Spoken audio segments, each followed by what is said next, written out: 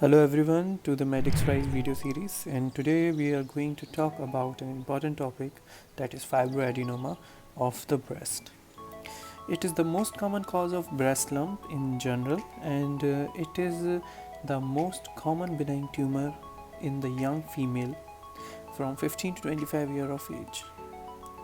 Now if we are going to talk about the morphology, so it is a benign tumor, so it is usually encapsulated, and it is generally arise due to the hyperplasia of a single lobule of the breast, according to the aberration of the normal development and involution. Usually it is unilateral, but 20% of cases can be bilateral and 20% of the cases can be multiple. If you are going to talk about the clinical presentation, it is usually present as a painless, smooth, firm, non-tender swelling over the breast.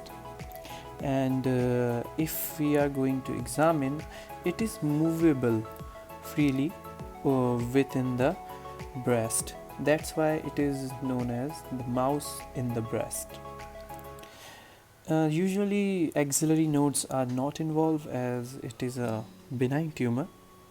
Now if we are going to talk about the investigation, the mammography is the important investigation in this. In the mammogram, we can see a well localized smooth regular shadow, and now if we can see in the picture, there is a well localized smooth shadow and a popcorn calcification, which is the characteristic of the fibroadenoma. You can see other investigation, you can do FNAC or core biopsy. Ultrasound you can do to confirm the diagnosis, and MRI if it is necessary. Usually it is not necessary. Now if we are going to talk about the types, it is basically of two types: juvenile fibroadenoma and a complex fibroadenoma. Juvenile fibroadenoma usually seen in the adolescent girls, where there is a rapid growth within the stromal and epithelial hyperplasia, and it can mimic a filar tumor. The second type of tumor is a complex fibroadenoma.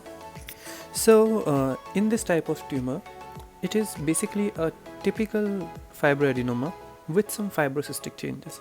So what are these fibrocystic changes? There can be apocrine metaplasia, cyst formation, and sclerosing adenosis.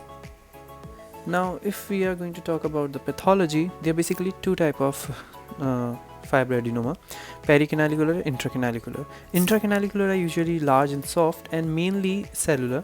As you can see in the slide, the stroma with the distorted duct you can see, and there are compresses slit-like glandular spaces. Periclinicular are usually small and hard, as you can remember it by the mnemonic peri, P, and pattar is hard. Now if you are going to talk about the management, indication of the surgery are cosmetic, and if the tumor is painful. Third, if there is a rapid increase in the size. Fourth, if there is a family history of breast carcinoma. And number fifth, which is important, if it is a giant tumor which is more than 5 cm. If the fibroadenoma is small, which is less than the 3 cm, it can be left alone with the regular follow-up. And if we are going to talk about the surgical incision, there are two types of incision: circummedullary and submammary. Circummedullary is also known as the Webster incision, and submammary incision is also known as the Gillard-Thompson incision. In circummedullary incision, we give the incision below the areola, and in submammary incision, we give the incision below the mammary gland, or we can say the breast. Now if we are going to talk about the surgeries, there are some important scarless surgery where we close the you can say the incision using the subcuticle suture, so there is no scar. And the important surgeries are radio frequency ablation, where the recurrence is more, and another is the vacuum assisted biopsy system, which is also known as the mammotome. Thank you so much guys for watching my video, and stay tuned with us, and keep follow and keep watching Medixrise. Thank you.